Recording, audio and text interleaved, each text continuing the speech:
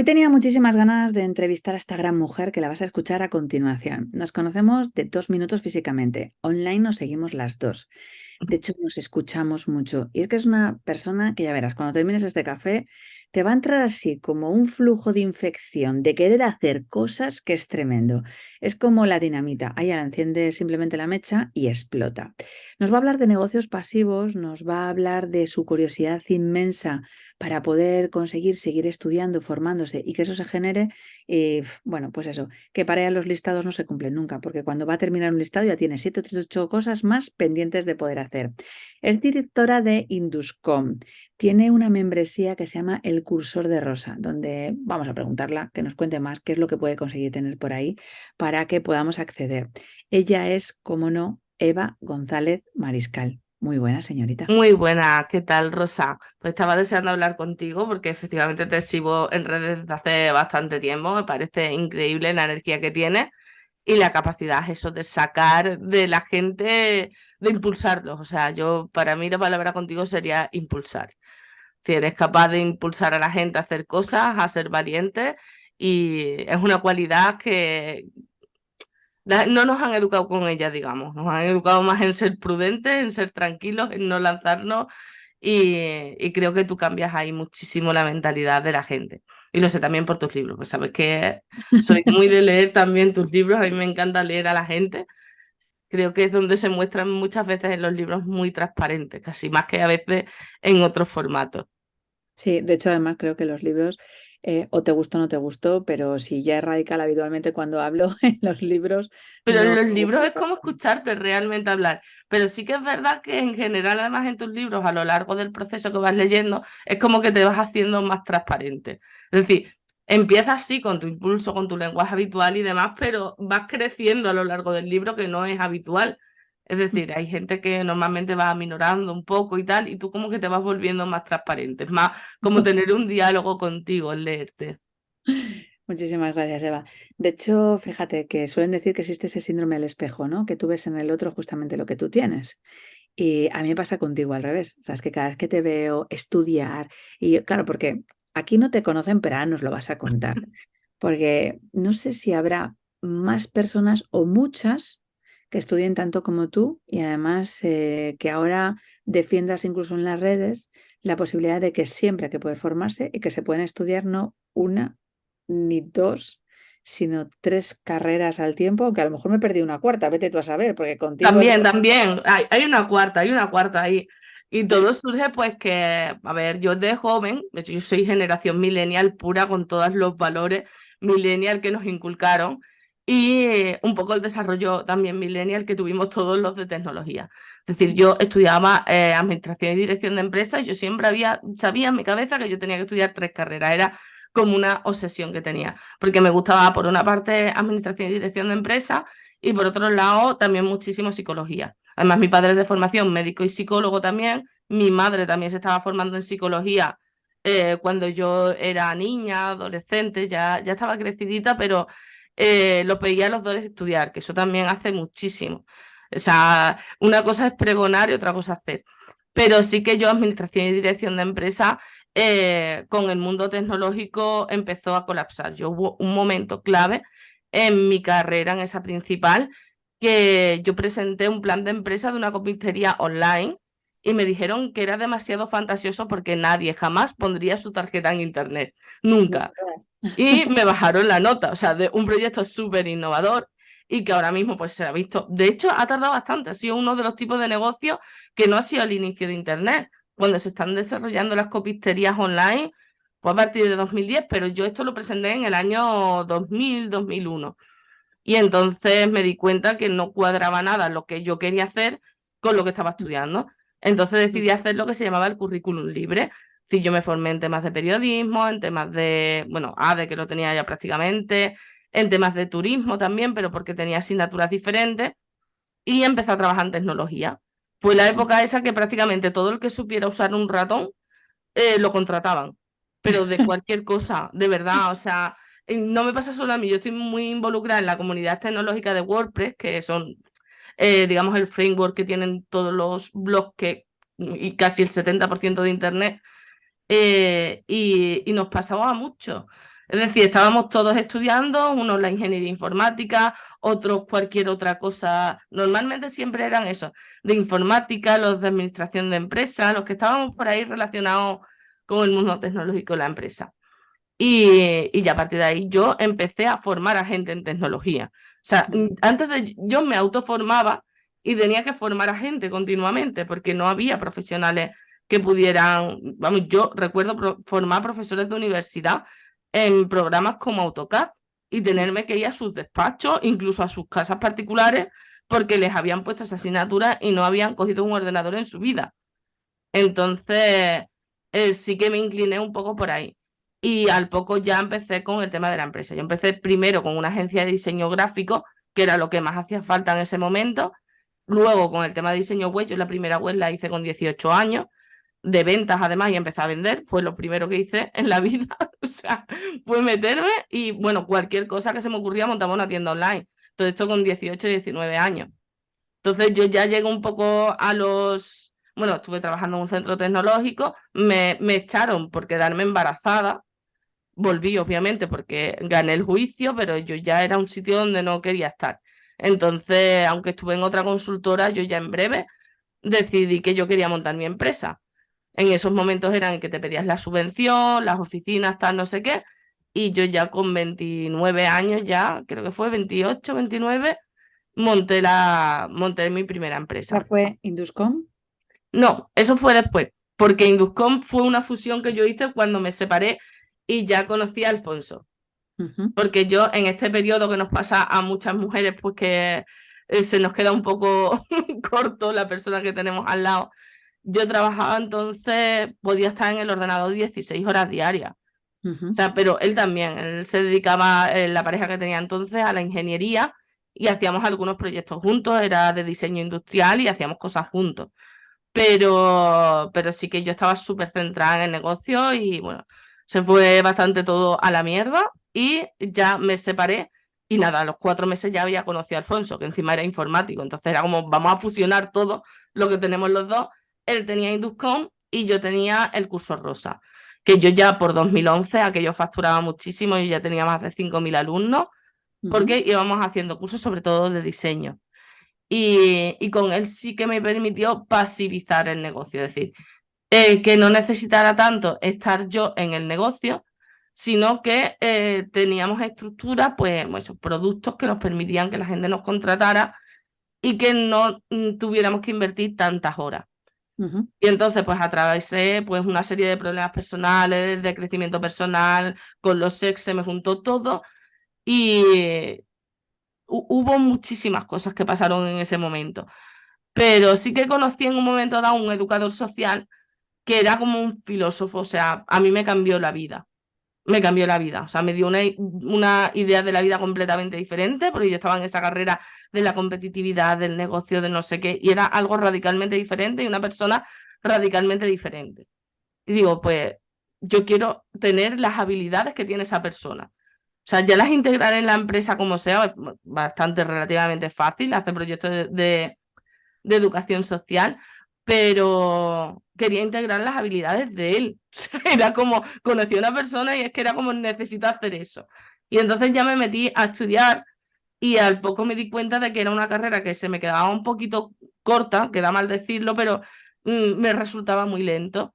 Y como yo quería estudiar otras cosas, me metí en psicología a la vez, porque además en cierto momento este hombre dijo, bueno, luego cogen las cosas los psicólogos y ya, como eres educador, si tienes un psicólogo te va a decir que no a cosas. Digo, a mí no me va a decir que no a nada. ¿Sabes? Sí, que hay que hacer psicología, yo hago psicología. Total, empecé a estudiarla y entonces iba con un curso entero de educación social por año y medio curso de psicología. Más que nada porque en las épocas de exámenes te coincide todo, no puedes hacer mucho más. Digo, bueno, así más o menos voy equilibrando. Y luego tuve la experiencia de que en las prácticas profesionales entré en prisiones. Entonces me encantó aquello, pero me vi muy poco preparada. Entonces, como coincidía con las matriculaciones, cogí otra de las carreras que me llamaba la atención y que estoy segura que necesitaré ejercer a lo largo de mi vida, que era derecho. Entonces empecé directamente a derecho penal porque eso me quedé la sensación, yo estoy siempre acostumbrada a que todos los entornos los manejo mucho Y de buenas a primeras estaba en un entorno en que me hablaban con una jerga y me contaban unas cosas que yo no entendía nada. Y entonces ahí fue cuando decidí también estudiar Derecho. Y digo, va, pues se puede. Además, de adultos, tenemos muchísimos conocimientos que no sabemos que tenemos, pero que hemos estado ejerciendo. Bueno, pues yo a través de las separaciones, los problemas legales de empresa y demás, te relacionas mucho con el derecho. Entonces, como ya eres un adulto, no eres un niño de 18 años que coge esos manuales, te resulta bastante fácil que se te queden las cosas y los conceptos rápidos. Así que decidí que haría un par de asignaturas por año de derecho, porque además me convalidaban muchas también de educación social. Así que digo, tiro con esto. Y así fue como me quedé estudiando 3 carreras. Además quería visibilizarlo mucho porque mucha gente piensa que un año entero, por un año no lo pueden hacer, por lo cual piensan en un cambio profesional, si entran en una carrera, en 8 años. Y entonces la gente, wow, es que voy a terminar con 50, es que tal, y es como, no, si es que si yo puedo estar haciendo 3 a la vez de 3 materias tan diferentes, tú lo puedes hacer, o sea, uno por año lo puedes. Y de hecho muchos compañeros míos empezaron a simultanear las empresas, o sea, de educación social, empezaron a simultanear tanto con psicología como con pedagogía y se dieron cuenta de decir que es verdad. O Así sea, que administración y empresas, educación social, derecho penal, psicología. ahí va. De eso, como administración y dirección de empresas no la completé, pues es la que espero completar la última. Porque además no me siento, nunca me sentí identificada.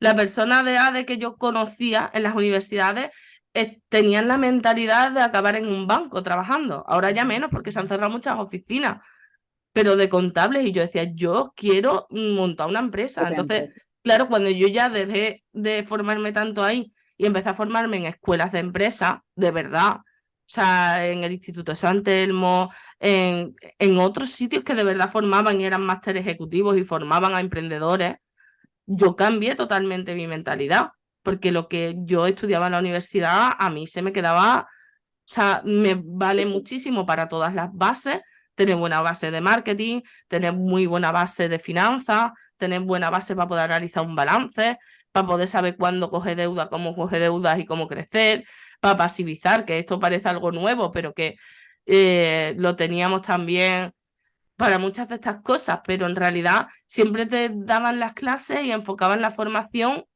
para que tú ayudaras a una empresa a crecer, no para que tú tuvieras tu propia empresa. Y ¿Qué tiene además que eso, a mí pasar? me descartaron eso y eso me desilusionó muchísimo. Era como, no entienden nada de la vida, pues yo lo tenía clarísimo, los que estaban equivocados eran ellos. En ningún momento supuso para mí una crisis, porque yo ya estaba vendiendo con páginas web cuando me decían que era imposible. Así que ahí se quedaron. Eva, porque claro, tu cabeza a mí me parece que es erudita. O sea, me refiero, no sé si eres de este mundo o extraterrestre o de Júpiter o algo por el estilo. Sé que tienes mucha constancia y cuando tú te propones algo, sabes, vas poco a poco a tu ritmo porque tú lo has dicho, tengo claro que sabía ¿Qué dónde quería creas? ir. O sea, tengo una constancia inconstante. Es decir, yo aprendí también, y esto fue un trabajo personal que tuve que hacer, que en realidad yo no necesitaba estudiar de la forma que estudiaban los demás. No requería ni esa cantidad de horas, pero lo que sí requería era tener una buena estrategia de estudio. Es decir, lo primero, saber en qué me estaba metiendo, cuáles eran las asignaturas que tenía que estudiar, cuánto tardaban en asimilar cada cosa. Hay asignaturas que simplemente con leértelas, luego te haces un test y ya está. Hay otras que requieren una asimilación a lo largo de un trimestre entero. Pero para mí eso fue principal, porque una de las cosas que se sorprende de la gente es que yo no estudio a diario. O sea, yo llevo a diario, voy a clase, hago algún trabajo, pero como no sean asignaturas muy complicadas, es difícil verme estudiar a diario. Es decir, yo no llevo ese régimen de estudio. La gente piensa que estudio muchas horas, pero en realidad tengo la suerte de que asimilo muy rápido las cosas, pero también de tener muy buena estrategia de estudio. Claro, a eso me refería en la constancia. No tanto que echases 4 o 5 horas, que por como te sigo en las redes y demás, me lo imaginaba, sino a esa parte de estrategia también es una forma de conseguir educarte. Claro. Eh, La gente a veces, cuando decimos, hablamos de la ley de Pareto y que ese 20% nos obtiene el 80% de resultados, en ti me parece que es una realidad. Sí, sí, totalmente. Yo lo tengo clarísimo. O sea, yo primero tengo que saber en qué me estoy metiendo. Yo primero me estudio, lo que primero me estudio es el porcentaje de aprobado de cada asignatura. O sea, y Ah, a qué partir de ahí porque eso sale en todas las estadísticas de las universidades, yo estructuro cuáles van a ser más difíciles y cuáles van a ser más fáciles y no me meto a estudiar todo, porque si no me deprimiría. Si yo tuviera que estar estudiando todos los días todas las asignaturas, yo creo que en eso se bloquea muchísima gente. Y hay asignaturas que yo me las he sacado estudiando por la mañana y examinándome por la tarde. Y lo digo sin ninguna vergüenza, es que es la realidad. Yo neuropsicología de segundo, como ya había estudiado neuropsicología, era como yo me lo leo y con lo que se me queda hago el examen por la tarde. Si es que hay cosas que no hace falta mucho esfuerzo, pero hay que saber elegir y creo que eso es importante en toda la vida y en la empresa y en todo, es lo que tú dices, la ley de Pareto. O sea, no te puedes quemar con todo, no te puedes dedicar, no voy a dedicar una hora a cada cosa, no. Tendrás que dedicar el máximo esfuerzo a lo que necesita el esfuerzo y el resto echa el freno, porque es mucho mejor eso que quemarte y no llegar al final y no llegar fresco a una convocatoria de exámenes, que le pasa a mucha gente. No te enseñan, Eva, porque fíjate, tú lo estás hablando ahora en el tema de los estudios, pero podríamos llevarlo perfectamente a la empresa. Y yo ahora que veo estudiar a mis hijos, es que les hacen, como no les enseñan a estudiar, hay cosas y, yo qué sé, cuadros, párrafos y demás que se estudian que sabes que no se lo van a preguntar. Cuando eres adulto, de repente dices, no, esto no y esto no. Pero como estás haciendo esto, dices, voy a lo que sí, a lo que puede caer, a que tengo más prevalencia, más incidencia para que pueda conseguir suceder todo en esto. En la empresa sucede lo mismo. O sea, yo a veces que escucho a la gente ponerse a vender, me dicen, no, hasta que no tenga una página web, no, hasta que tenga todo el target de la persona, no, hasta que tenga todos los objetivos, no, hasta que esté todo diseñado. Yo les digo, tíos, título, fecha y precio, te pones a vender y si hay interés, empezamos a Claro, efectivamente, vamos, yo eso lo tengo clarísimo, eso es lo que le llaman la metodología Lean y es la fundamental, es decir, yo no voy a ponerme a elaborar un producto hasta que ese producto yo haya comprobado que la gente lo necesita, porque luego te encuentras que muchísimas cosas la gente o sea, no las necesita. Pero también te digo con esto que yo he tenido la enorme suerte o desgracia de haber tenido lo contrario, de morir de éxito. Es decir, de no tener suficientemente preparado, también tenía que ver con la época tecnológica, porque no tenía la tecnología suficiente como para que de buenas a primeras tuviera 200 alumnos. Entonces, ahora sí, ahora existe mucha tecnología para poderlo asumir, pero yo sí he tenido que cancelar a veces cosas por exceso de personas, porque había tanta gente que no era capaz de poder dar el servicio a esa cantidad de personas.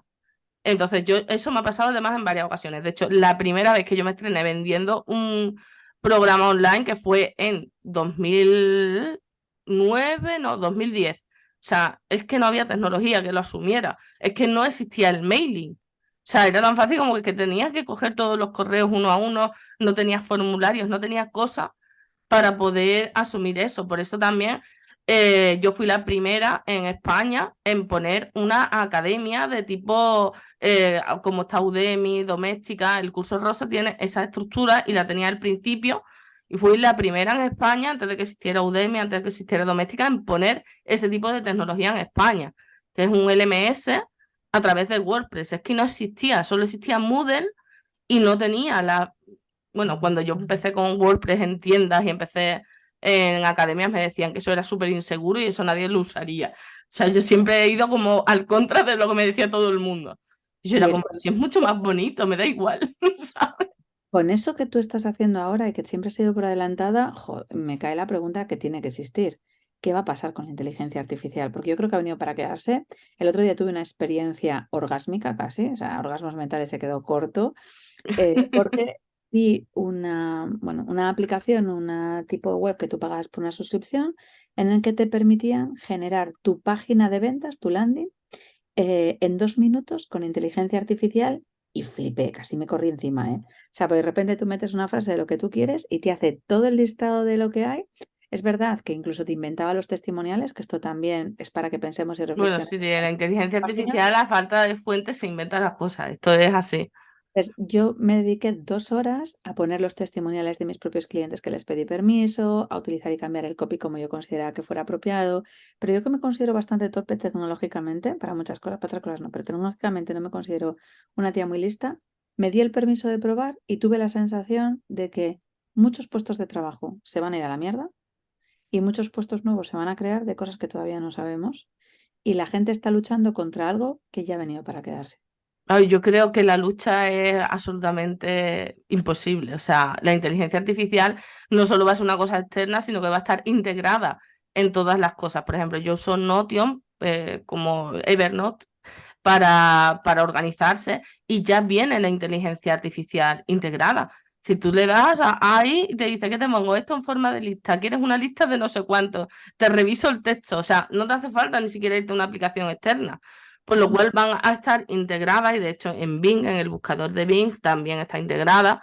Es decir, ya es una cosa que va a estar integrada a todo y que va a hacer que muchos trabajos que son tediosos, a mí, por ejemplo, redactar no es algo que se me dé especialmente bien porque requiere de mucho orden, de mucha cosa y que tú puedas poner las cosas, decirle, quiero que me diga esto y que te genere el párrafo entero sin tener lo que pensar, la cantidad de horas que te quitas es brutal. Pero lo que había un filósofo, no me acuerdo quién era exactamente, que decía que en toda la historia de la humanidad siempre se había dicho con las revoluciones tecnológicas que iba a haber cada vez menos trabajo y siempre se han inventado más trabajos, dicen que con menos valor añadido. Yo ahí no puedo decir. Pero igual que ahora está todo el tema de influencers, de youtubers, de ahora de creadores de contenido que no requieren de influencia propia, sino que los contratan las marcas. O sea, siempre generamos trabajos nuevos. O sea, da igual lo que hagas, que siempre vas a generar trabajos nuevos para la gente. Y eso es algo que se ha ido demostrando a lo largo del tiempo. Yo soy de las que me gustaría la utopía de que la tecnología nos quitara de trabajar o de tantas horas de trabajo. Creo que cada vez vamos a trabajar menos horas. Yo intento trabajar cada vez menos horas también. O sea, yo he pasado de trabajar 16 horas diarias a intentar trabajar 2, 3, 4 horas diarias, pero sí que necesita, o sea, la gente tiene que entender que eso va a pasar. Va a haber otros tipos de trabajo. Dudo que tengamos, o sea, tenemos una capacidad infinita para inventarnos cómo trabajar. Seguro que va a haber trabajo, pero que van a ser de menos horas. Pero eso ya por un tema cultural. Ya cada vez más las nuevas generaciones lo primero que piden son buenas condiciones de trabajo, sobre todo de horas de trabajo, el que haya teletrabajo y todas estas cosas. Y yo sí que creo que no hay otra, igual que el teletrabajo no va a ir atrás. O sea, aunque ahora haya una vuelta atrás pequeñita, yo creo que es algo que al final van a exigir las nuevas generaciones hacer. O sea, no Sí, creo que quepa duda. Y la inteligencia artificial igual va a ser un soporte continuo, pero también va a haber quien diga, o sea, yo por ejemplo, que he estado leyendo ahora tus libros, se ven súper personales.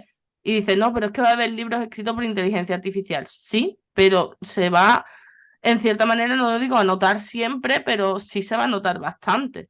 Si viene de la experiencia o no viene de la experiencia de alguien. Y después también habrá las generaciones nuevas, están mucho también con las desconexiones móviles ahora. Es decir, gente que quiere desconectar del móvil, hacer el retiro, tener desintoxicación y se van al campo y se quitan de internet. Están incluso volviendo a comprar teléfonos que no tengan internet ni wifi. Es decir, va a haber de todo. Y eso va a haber separación también entre gente que elija estar más en la parte tecnológica o menos, o por ratos. Es decir, a tiempos sí, a tiempos no estoy. Decía Bill Gates, por ejemplo, se mete una semana cada cierto tiempo cuando tiene que solucionar un problema en una cabaña con un montón de libros, a leer sus libros hasta que saque la conclusión a un problema que él quiera solucionar en el mundo. O sea, creo que eso va a pasar también cada vez más. Vamos a tener esa fluidez de pasar de todo tecnología cuando estoy trabajando a necesito desconectar ahora en este momento. Eva, claro, yo te he visto a veces, incluso en las redes, que puedes tener momentos más bajos y la gente lo que mirará y admirará de ti también son momentos como de ebullición, como los que puedes conseguir contar o aparecer. A mí me gusta más también otra parte cuando haces reflexiones de cosas que la gente no cuenta y que Claro. no hay en ese tipo de pelos. ¿Qué es lo que haces? Porque habrá gente que en un mal concepto de entendido de vulnerabilidad diga, pero es que eso es vulnerable para ser victimista y demás. Y justamente quien entiende el concepto de vulnerabilidad sabe que eso no es cierto. ¿Qué es lo que haces cuando caes? Porque yo me imagino que como todo perro de pichichi te caes. Hombre, yo además las mías han sido muy gordas, muy épicas y muy públicas, además, o sea, en mi caso ha sido complicado. Pues mira, a ver, yo para empezar, cuando yo empecé la exposición pública, que no la tenía muy clara al principio, de hecho yo empecé con un nick y tardé tiempo en poner incluso mi foto.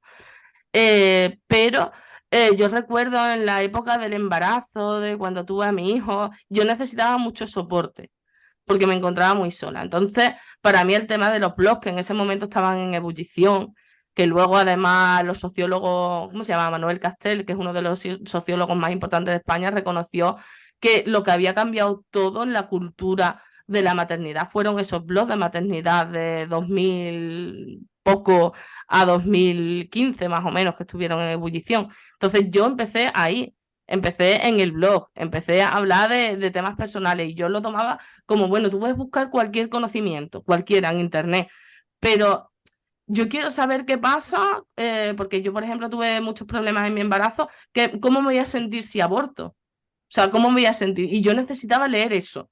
Entonces yo en ese mismo ejercicio y también de conectar con los demás, yo también sentí que necesitaba dar de mí. De decir, yo también quiero que la gente sepa qué se siente y cómo se sale de esto, porque cuando yo lo he escuchado y yo lo he leído de otras personas, a mí me ha ayudado muchísimo a crecer. Y luego me pasó con mi separación también. De decir, joder, no sabía que esto era tan horrible, no entiendo por qué no se está hablando de esto que es tan horrible y yo quiero también exteriorizar esta parte porque ayudará a mucha gente a luego darse cuenta de que puede seguir. De hecho, luego me escribía muchísima gente diciendo, joder, es que gracias a ti que escuché una reflexión, que dijiste no sé qué, o me he lanzado a tener otra pareja porque yo creía que todos los tíos eran así, porque, ¿sabes? Entonces, como yo lo necesitaba, yo casi siempre todo parte de que yo necesito las cosas. O sea, si yo las necesito, yo luego comparto lo que yo tengo, porque a mí me ha ayudado mucha gente y a mí me gusta tener esa rueda de generosidad. Igual que comparto el tema de negocios, porque para mí en ese momento fue una salida a la crisis que había en 2010 de tantísimas mujeres que no tenían trabajo y que tenían que emprender y demás. En ese momento, el tema de la separación igual, que casi todo mi entorno empezó a separarse a partir de ahí. De hecho, casi todo el mundo al final me acababa preguntando por mi abogada, ¿sabes? Que decía, porque claro, yo intentaba también darle un toque humorístico. Yo siempre contaba con la abogada rubia, no sé qué, no sé cuánto, y eso me ayudaba. Y por supuesto, en los momentos bajos, terapia. O sea, para mí fue fundamentalísimo porque yo necesitaba cambiar toda mi mentalidad, muchísimos aprendizajes que yo tenía mal estructurados y que no me estaban sirviendo y que me estaban haciendo mucho daño. Entonces, para mí el proceso de terapia también fue fundamental. Fueron como 4 años, o sea, estuve 4 años a la vez que reflexionaba, a la vez que hacía. Claro, fue muy difícil, o sea, porque yo además, con el carácter público que tenemos, para estar en público tienes que tener muy buena autoestima y muy buen autoconcepto. Cuando yo en ese momento, además, después de la separación y todo este tema, empecé a sufrir mucho acoso por parte de los ex, básicamente. Entonces necesité reforzar todo eso, porque en un momento dado fue horrible, o sea, yo sentí que tenía el concepto, porque al final también es de mucho de fuera adentro, por mucho que tú te lo creas, si tú empiezas de buenas a primeras sin haber recibido nunca un feedback tan negativo, recibir todo el rato feedback negativo, pues es muy difícil de asimilar. Yo entiendo que ahora la gente que está en redes está más preparada, lo entiende, entiende el hate, entiende, pero en mi caso que además era muy personal y atacaban a cosas muy personales con información muy personal que solo conocían ellos, para mí fue muy difícil ese momento. Entonces, bueno, para mí lo primero fue terapia y luego, por supuesto, las conexiones con la gente que me decía, yo sigo aquí, o sea, yo sigo aquí. O sea, te digan lo que digan, yo estoy contigo. Y de Fíjate ahí que ya puedes ir creciéndote y eso, pues, metiéndote continuamente en retos. El estar también todo el tiempo estudiando y todo el tiempo haciendo cosas nuevas te ayuda también a que no tengas una fijación por este tema, porque dices, tengo esto que es malo en mi vida, pero si lo relleno de cosas buenas mi vida, cabe a menos cosas malas, ¿sabes? Porque no caben tantas. sí, sí. Entonces, claro, le das más importancia a otras cosas. Dices, bueno, pues pueden estar otra vez haciendo ataques contra mí o lo que sea, pero yo tengo un examen mañana, entonces esto es mi prioridad ahora mismo. Y eso ayuda muchísimo también. Si tú no tienes objetivos en la vida y claros, cualquier cosa te va distrayendo. Cualquier cosa y te hacen meterte en unas espirales muy difíciles de salir. Entonces, mantener objetivos también y retos altos, aunque sean a veces pequeñas cosas, es fundamental. Y la higiene de los hábitos también es otra cosa que cuando estás mal tienes que tener en cuenta: una higiene del sueño, una higiene de las comidas, del ejercicio físico. de llenar de nuevo las cosas. Decir, bueno, pues no me apetece, pero voy a salir, voy a hacer una excursión por la naturaleza, me voy a ir a la playa, me voy a ir a colgarme de un árbol, da igual. Pero necesito hacer más cosas que esto que me está pasando. Yo creo que con eso es con lo que se acaba saliendo, que a veces no es fácil y que no se puede siempre solo. Y yo tengo por aquí una frase que me tenía, no la tengo ahora por aquí, de mi psicóloga que decía eso, a veces no vas a poder solo, a veces no vas a poder en ese momento, a veces no vas a poder, pero necesitas contar contigo mismo y seguir adelante. Es decir, para mí eso es que es fundamental. Porque no todos tenemos una mentalidad que estemos acostumbrados a eso. A mí me educaron para tener éxito, para ser súper lista y hacer todas las cosas bien, no para estar recibiendo ataques y tener que contrarrestarlos. Entonces, necesitas nuevos aprendizajes. O sea, toda la vida es aprender al final. Yo veo mucho eso desde las series de Netflix cuando hacen documentales de gente a la que Mm, has caído desde me imagino que sociabilización de ciertos juicios muy superficiales de lo que crees que es la otra persona. Y comentaba el otro día, estoy viendo ahora la serie de Beckham y sí, estoy alucinada. Porque claro, yo no había vivido Claro, te contaban cuatro cosas que salían en los telediarios y demás, pero no ves la situación de lo que hay, ¿no? Entonces, el ataque mordaz que puedes llegar a hacer una persona simplemente por una equivocación, que pueda parecer tu cuerpo imitado, como que te están colgando, escupiéndote por la calle y demás, me ha parecido tan inaudito que yo le admiraba por deportista, le admiro por emprendedor, pero es que ahora mismo la admiro por persona, porque hay que tener una paciencia. Que alguien mm, de repente, en vez de saltar, consigas seguir trabajándote. Y a veces ya no es solo los hábitos que tú generas, escuchar a otra gente así, ¿no? O sea, a mí me ha pasado ahora con la biografía de Schwarzenegger que he flipado, porque yo sí, pensaba que eran musculitos que no más. Y hostias, para quitarte el sombrero tres veces. Me ha pasado con Sylvester Stallone. Estoy escuchando ahora a Robin Williams también y he flipado cómo es conseguir hacer transparencia, contarte la vulnerabilidad, desde dónde parten. Y al final todos comparten un poco lo que tú estás diciendo ahora mismo, ¿no? O sea, te han construido y educado para el éxito, pero los fracasos también van a llegar y es bueno que sepas que vas a pasar por ahí, puedas contarlo, que puede ayudar a otros, ¿no? claro. Es difícil porque, a ver, ¿cómo educas para que tu hijo tenga malos momentos? Es que es muy complicado. Es muy complicado. Es decir, ¿cómo educas a alguien para tener malos momentos? Es difícil.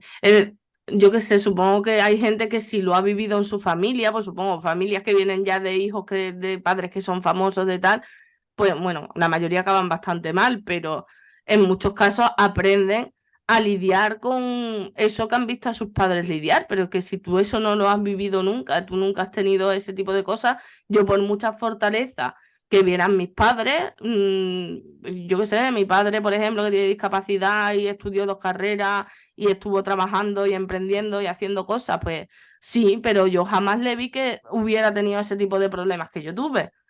Y mi madre lo mismo, a pesar de que fue sindicalista también, que tenía negociaciones difíciles, es decir, viví con dos figuras muy fuertes en mi vida, pero Ujú. aún así yo jamás los vi lidiar con los problemas, porque entre otras cosas, unos problemas de esa entidad que se puede generar un ciberacoso no existían.